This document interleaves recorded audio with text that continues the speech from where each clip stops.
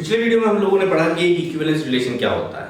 एक रिलेशन को इक्विवेलेंस होने के लिए किन किन प्रॉपर्टीज का होना उसके लिए जरूरी है। जैसे किसी भी रिलेशन को इक्विवेलेंस होने के लिए रिफ्लेक्सिव, सिमेट्रिक और ट्रांजिटिव होना जरूरी है, या वो एकदम से ही आप देख पाएंगे वो एक आइडेंटिटी रिलेशन बन करके आ रहा। अगर आइडेंटिटी रिलेशन बन करके आ रहा तब भी हम उसको एक इक्विवेलेंस रिलेशन ही कहेंगे। ठीक है, तो इस चीज को हम लोग ध्यान में रखेंगे और उसको देखते हुए हम लोग आगे बढ़ने वाले हैं। किस किस टाइप के क्वेश्चंस हम लोगों को मिलने वाले हैं इसमें, और जो बची हुई चीजें हैं, एक दो जो टॉपिक हैं वो बचे हुए उनको कवर करेंगे और एक दो इंपॉर्टेंट प्रॉपर्टी है उनको कवर करने वाले हैं। तो चलिए देखते हैं टाइप्स, किस किस टाइप के क्वेश्चंस हम लोगों को मिलने वाले हैं।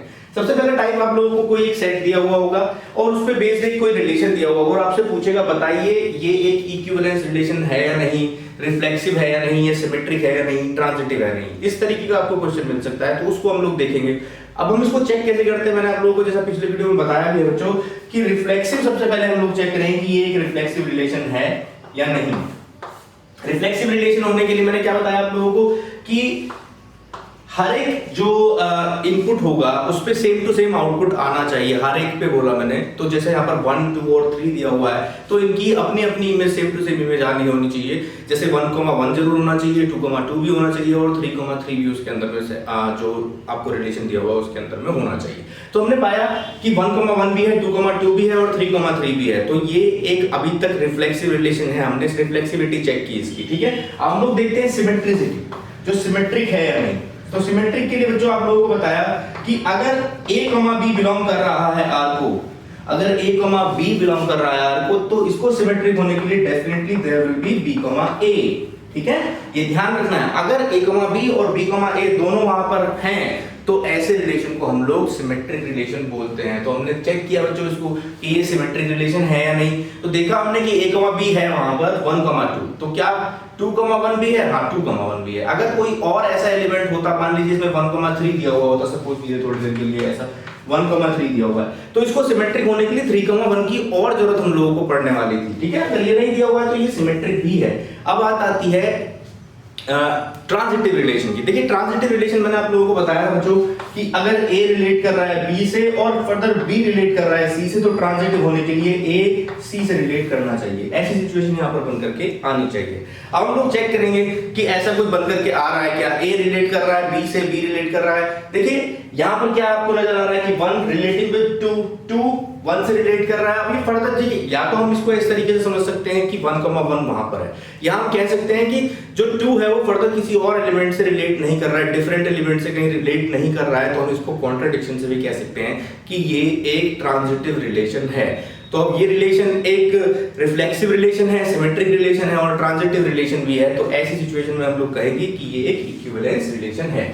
दूसरे टाइप का जो क्वेश्चन है जो बहुत इंपॉर्टेंट क्वेश्चन है, ये आपका ऑब्जेक्टिव टाइप में आप लोगों को मिलता है, एनसीईआरटी में भी ये दिया हुआ है। ऐसा मैं आप लोगों को बताऊं कि अगर इस तरीके के सवाल आप लोगों को मिलते हैं तो किस तरीके से उनको करना है। जैसे ये लिखा हुआ है आपके सामने, A एक सेट दिया हुआ है 1,2,3 और उसने पूछा है कि बताइए maximum number of equivalence relation कितने बन सकते हैं। अब इसको करने के दो तरीके हैं। सबसे पहले मैं आप लोगों को बता दूं, एक कि आप डिफरेंट जो पॉसिबल जो इक्विवेलेंस रिलेशन है उनको आप बना करके देख लीजिए, या एक और तरीका मैं डिफरेंट आपको बताऊंगा, बिल्कुल डायरेक्ट आप जो है पता कर सकते हैं कि कितने बन करके आएंगे। तो चलिए देखते हैं हम लोग एक पहले तरीके से हम लोग देखते हैं, क्योंकि उससे हम लोगों को ये वाली चीज भी समझ में आ जाएगी। तो सबसे पहली चीज हम लोग देखेंगे कि maximum number of equivalence relation जो ऑर्डर्ड पेयर्स को एलिमेंटल फॉर्म में लिख करके हम कैसे पता करते हैं। तो आपने देखा कि सबसे पहले क्या मैंने बोला अभी थोड़ी देर पहले कि इक्विवेलेंस रिलेशन एक आइडेंटिटी रिलेशन बनकर के अगर आता है तो वो भी एक इक्विवेलेंस रिलेशन बनकर के आता है। ये बात आप ध्यान रखेंगे। ये बनकर के आया आपके सामने, तो देखो बच्चों R1 मैंने मान लिया कि एक रिलेशन इस पे बनकर के आ सकता है। क्या क्या? 1,1, 2,2, 3,3।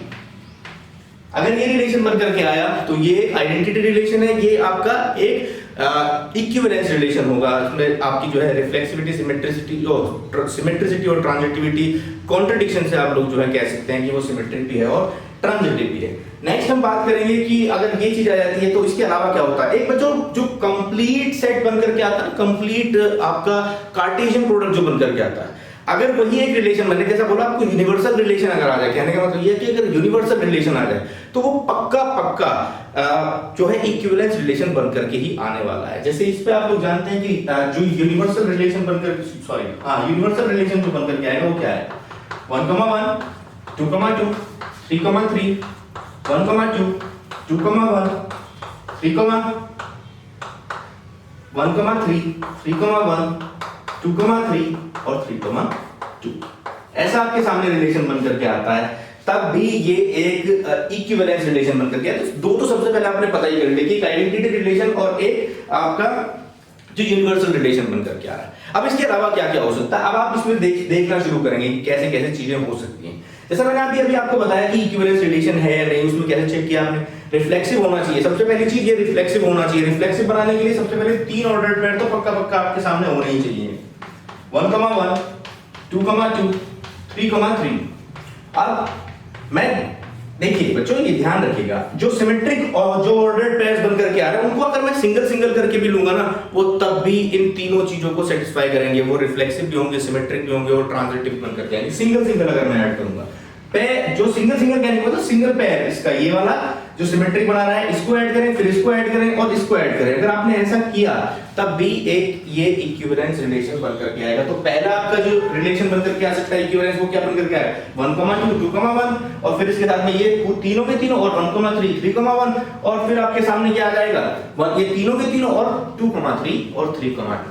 तो ये 3 ये बन करके आ गए। इसके अलावा हमने सोचा कि अगर मैंने इनसे एक से अधिक पेयर को अगर मैं इस्तेमाल कर लेता, सपोज कीजिए मैंने ये कर लिया होता, इन दोनों को, इस रिलेशन को मैं देख रहा हूं, तो मैंने देखा कि भाई ये वाली चीज देखो, 1 रिलेट कर रहा है 2 से, 2 कर रहा है 1 से, 1 3 से कर रहा है, तो 2 1 से कर रहा है, 1 3 से कर रहा है, क्या 2,3 है यहां पर, नहीं। तो ये एक ट्रांजिटिव रिलेशन नहीं बन करके आता, इसलिए ये इक्विवेलेंस रिलेशन नहीं बन करके। सपोज कीजिए ये ना होकर के हम उन दोनों को ले लेते, तब क्या होता कि भाई 1 3 से कर रहा है, 3 1 से कर रहा है, 1 3 से कर रहा है, 3 2 से कर रहा है, 1,2 है क्या, नहीं है। तो इस तरीके की सिचुएशन बन करके आ सकती है। तो आपका जो टास्क होगा वो आप लोग ऐसे ही देखेंगे। सबसे पहले उसको जो है देखें, जो आइडेंटिटी रिलेशन बन करके आ रहा है वो एक इक्विवेलेंस रिलेशन है। जो कंप्लीट जो आपका कार्टेशियन प्रोडक्ट बन करके आ रहा है यूनिवर्सल रिलेशन, वो एक इक्विवेलेंस रिलेशन है।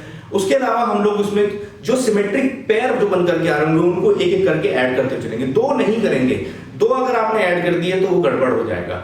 2 ऐड करते ही ये ट्रांजिटिव नहीं हो पाएगा।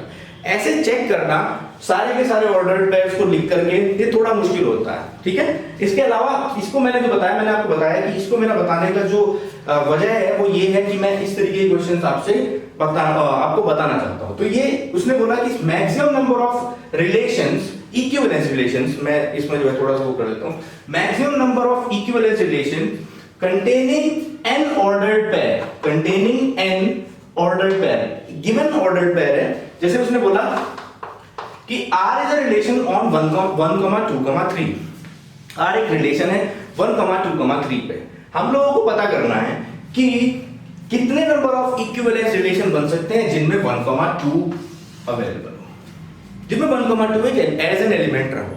तो हम लोगों ने सोचा कि क्या होगा भाई, मैं ये इक्विवेलेंस रिलेशन बना करके देखिए मैंने फटाक से, फिर मैं क्या चेक करूंगा ऐसे कितने इक्विवेलेंस रिलेशन है इनमें से जिनमें 1,2 है।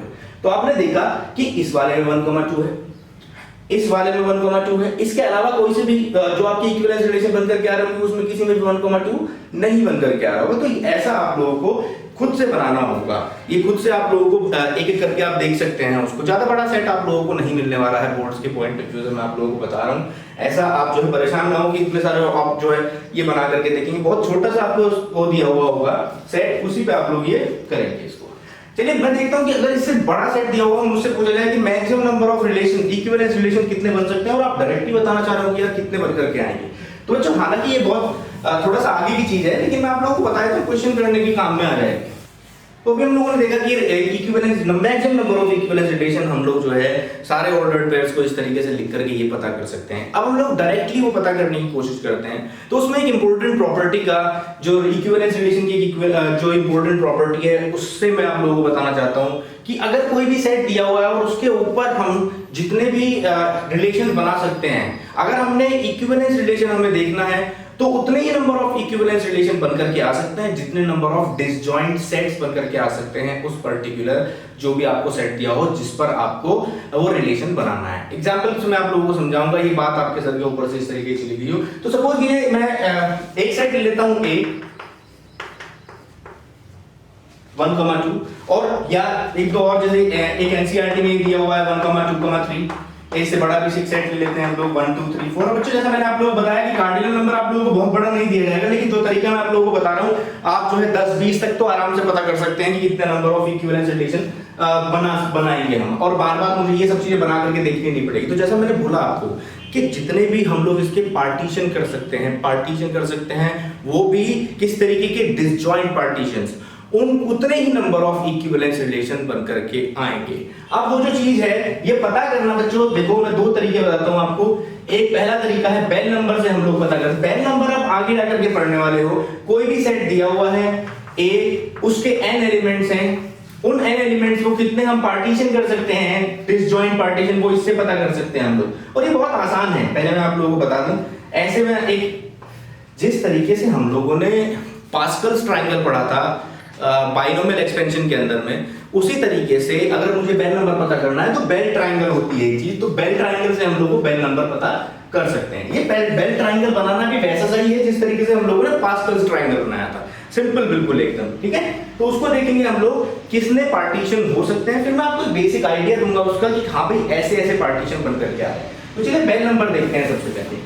तो बच्चों सबसे देखिए ऐसे करते हैं, सबसे पहले 1 लिखा आपने, जिस तरीके से आप किसमें कर रहे थे पास्कल ट्रायंगल में 1 लिखा, अब 1 को एज इट इज यहां पर लिख दिया, इन दोनों को ऐड किया आगे लिख दिया, ये जो नंबर आया है इसको आगे लिख दिया आपने, अब इन दोनों को ऐड किया आगे लिख दिया, इन दोनों को ऐड किया आगे लिख दिया, ये आगे आ जाएगा, ठीक है। अब इन दोनों को ऐड किया यहां आ जाएगा, ये वाली चीज यहां आ जाएगी, इन दोनों को ऐड करेंगे यहां आ जाएगा, इसको यहां लिखेंगे, ये दोनों ऐड करें यहां लिखें, ये दोनों ऐड करें यहां लिखें, इसी तरीके से ऐसे ही करते रहेंगे और ये ऐसे ही चलता रहेगा। इस ट्रायंगल को हम लोग बोलते हैं बेल ट्रायंगल, ठीक है। और जो ये पहले नंबर दिए हुए हैं ये बेल नंबर्स, ये क्या है बेल नंबर्स।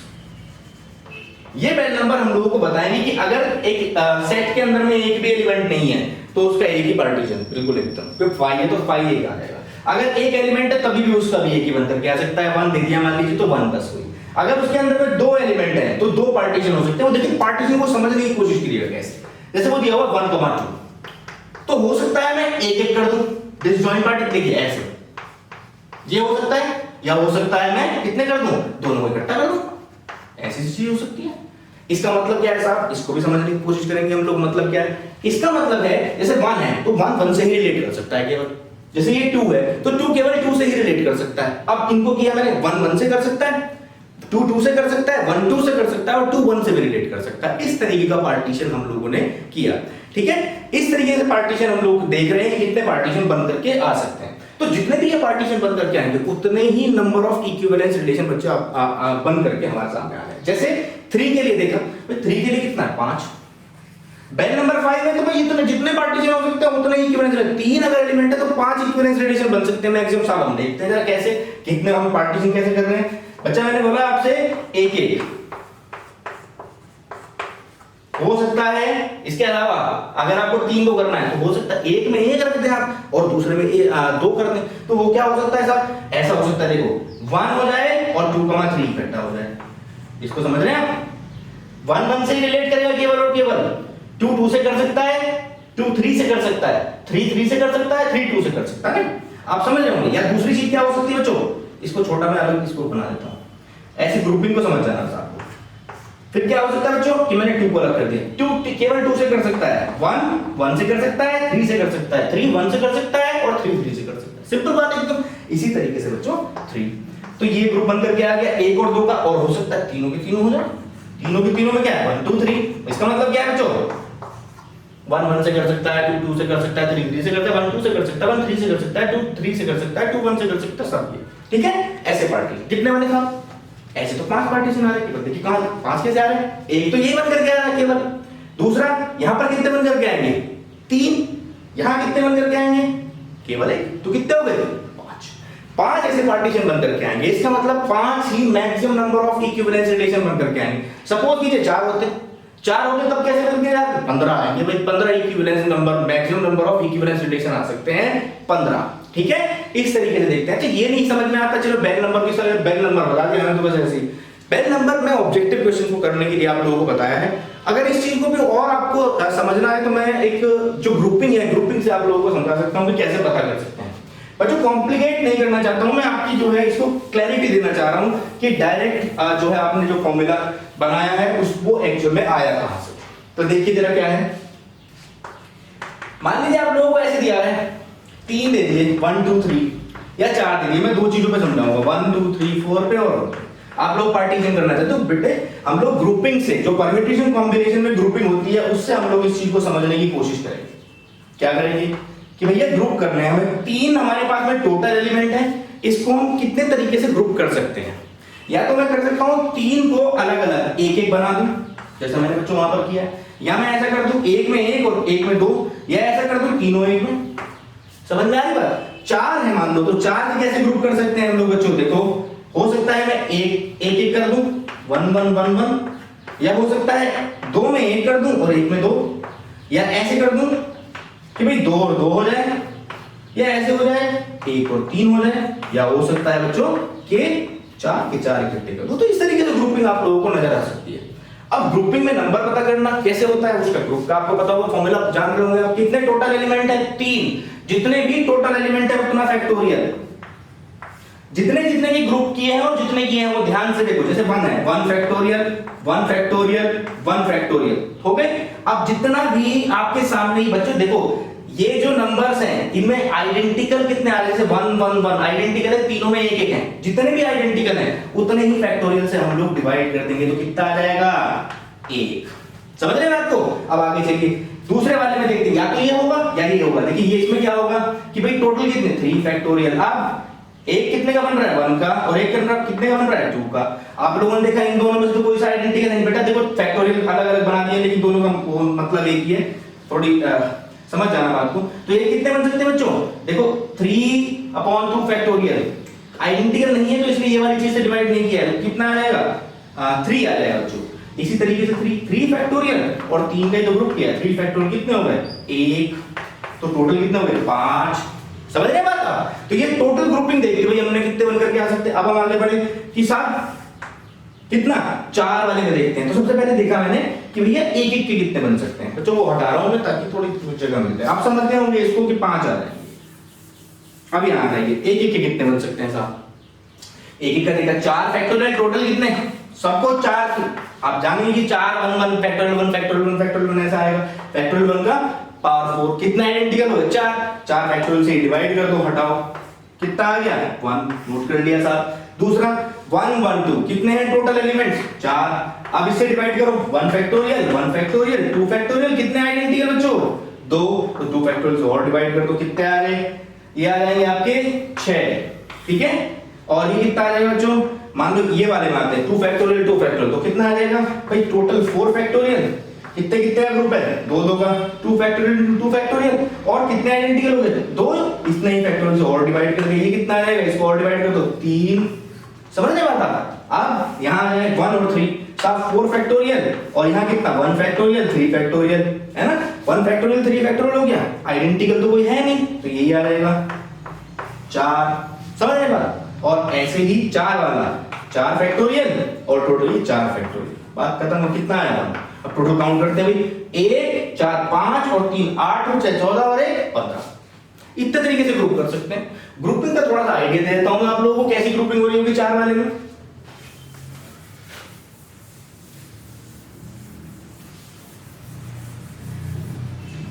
चार वाले में कुछ ऐसा ग्रुप हो रहा होगा 1 2 3 4 दिया हुआ है, जैसे 1 2 3 4 है ना, 1 2 3 4 ऐसा। फिर क्या बोला था मैंने 1 1 2 1 2 और आगे 2 कोई भी 2 ऐसा सा देखो 1 खुद से रिलेट कर सकता है, 2 खुद से रिलेट कर सकता है, ठीक है केवल।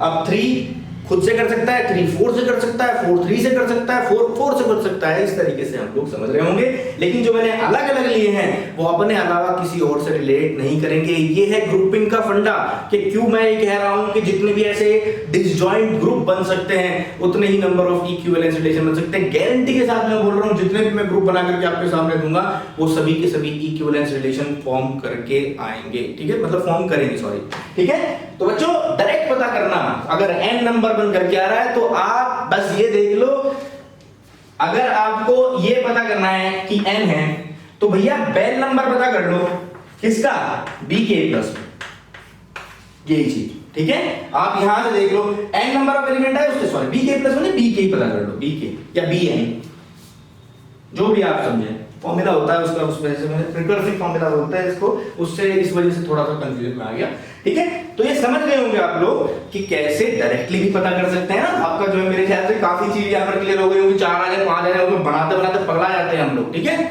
तो भैया इस तरह के क्वेश्चन इक्विवेलेंस रिलेशन मिलते हैं, आसान वाले जो ऑब्जेक्टिव टाइप है। इसके अलावा और चीजें देखिए क्या क्या मिलेंगी आप लोगों को, और किस किस तरीके के क्वेश्चंस हम लोगों को मिल सकते हैं वो हम लोग बात करते हैं। मैंने आप लोगों को बताया था फाइनाइट सेट के ऊपर में ऐसे क्वेश्चन मिल सकते हैं हम लोगों को कि कोई रिलेशन दे दिया है, उसको पता करना कि वो रिफ्लेक्सिव सिमेट्रिक या ट्रांजिटिव है, इक्विवेलेंस है या नहीं। फिर आपको ऐसा सब कुछ दे दिया जाता था, ऐसा आपने देखा होगा, एक सेट है ए, इसमें नंबर दिए हुए हैं 0 1 2 3 up to 10। R is a relation on A, R is a relation on A defined by A comma B such that A minus B is an even number, is an even number। एक even number है जहां A और B दोनों belong कर रहे हैं A को, capital A। तो ये ऐसा था। अब ऐसी सिचुएशन में हम लोग क्या करना पड़ेगा कि भाई मैं ऑर्डर्ड पेयर चेक कर लूंगा, या ऑर्डर्ड पेयर बनाने, भाई देखो ना 11 एलिमेंट लिखे हुए हैं, आप लोग 121 ऑर्डर्ड पेयर लिखेंगे, 121 में से फिर चूज करेंगे, ऐसा फंडा फिर मैंने आप लोगों को मना कर दिया था। फिर मैंने क्या कहा था, आप अपने विवेक से ये पता करने की कोशिश करेंगे कि कैसे रिफ्लेक्सिव, सिमेट्रिक और ट्रांजिटिव होता है। रिफ्लेक्सिव होने के लिए क्या चीज जरूरी है, उसका इस्तेमाल करेंगे, सिमेट्रिक होने के लिए क्या चीज जरूरी है, उसका इस्तेमाल करेंगे, और ट्रांजिटिव होने के लिए क्या चीज जरूरी है, उसका इस्तेमाल करेंगे। जैसे एग्जांपल के तौर पे सबसे पहले हम लोग रिफ्लेक्सिविटी चेक करते हैं। रिफ्लेक्सिव, हमें पता है कि रिफ्लेक्सिव होने के लिए every A comma A must be in are, सबको होने चाहिए। अच्छा, यहां पर कंडीशन क्या दी हुई है कि रिलेशन के अंदर में वही ऑर्डर्ड पेयर्स लाई करेंगे अगर a माइनस b एक इवन नंबर है। तो हमने देखा कि a माइनस a कितना, a minus a is equal to 0 and 0 is actually an even number. Even number, this implies that every a comma a belongs to R।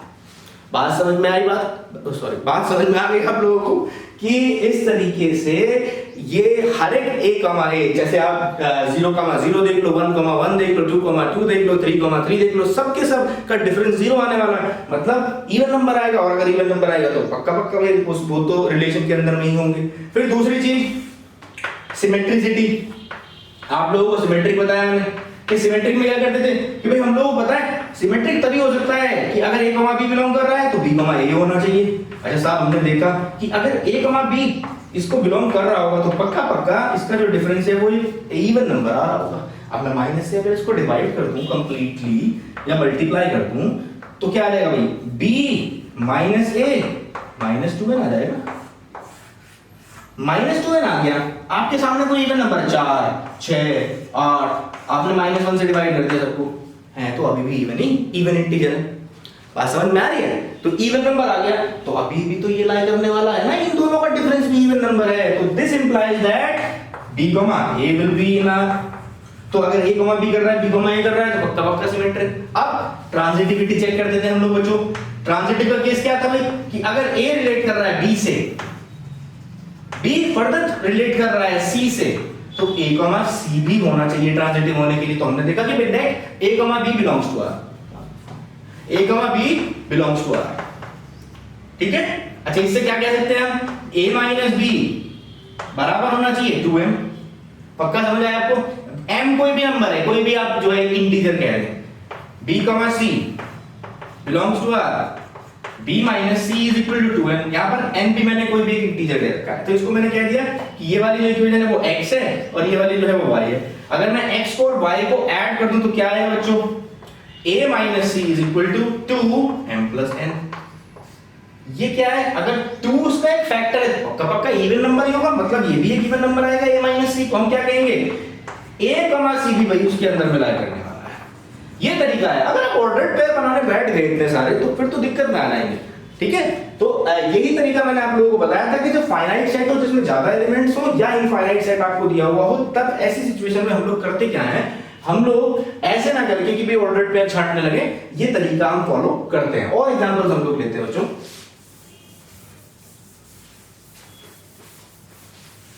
जैसे suppose कीजिए आप लोगों को आर एक रिलेशन दिया हुआ है, आर कुछ इस तरीके से दिया हुआ है, R is relation on capital R, ये रियल नंबर है, given by r is equal to a comma b such that b is equal to a plus 1 where a and b belongs to r। ऐसा आप लोगों के सामने दिया हुआ है और उसने बोला है कि चेक करो रिफ्लेक्सिव है, सिमेट्रिक है, ट्रांजिटिव है, ऐसा चेक करना हम लोगों को। तो हमने चेक किया भाई, सबसे पहले किसके लिए करेंगे हम, रिफ्लेक्सिव के लिए चेक करते हैं भाई। चलिए रिफ्लेक्सिविटी, रिफ्लेक्सिव, अच्छा रिफ्लेक्सिव के लिए आप जान रहे हो क्या होना चाहिए बच्चों, a कमा a बिलोंग करना चाहिए आपको, a कमा a बिलोंग करना चाहिए आपको। तो मैंने ऐसा किया, देखो यहाँ पर ये क्या रिलेशन बोल रहा है भाई, b is equal to a plus 1 होना चाहिए, b is equal to a plus 1 होना चाहिए। क्या आप सोच पा रहे हैं कि यहां पर सोचिए इस चीज को कि a is equal to a plus 1, बात गलत, समझ में आई बात कि a is equal to a plus 1 होगा, ऐसा तो कभी हो ही नहीं सकता ना। जैसे कोई भी आपने ऑर्डर कोई भी नंबर लिए या 1,1 2,2 कोई सा भी एक भी ले लिया आपने, आप देख पाएंगे कि नहीं भाई आउटपुट जो है इनपुट से एक बड़ा नहीं हो सकता, क्योंकि वो दोनों तो बराबर है ऑलरेडी, है कि नहीं भाई। दोनों बराबर हो जाएंगे तो हम लोग क्या कह सकते हैं, रिफ्लेक्सिव तो होगा, सॉरी दोनों बराबर नहीं होंगे तो हम लोग क्या कह सकते हैं कि रिफ्लेक्सिव तो होगा ही नहीं। फिर हम लोग चलते हैं सिमेट्रिसिटी की तरफ कि भाई सिमेट्री देखा, अब यहाँ सिमेट्रिक में आए हम लोग, सिमेट्रिक होने के लिए a कमा b अगर मान लेते हैं a कमा b कर रहा है तो यहाँ से मैं क्या कह सकता हूँ, b is equal to a plus 1, b is equal to a plus 1 हो गया। यहाँ से बच्चों देखो a इज इक्वल टू क्या हो जाएगा, b minus 1, a is equal to b minus 1।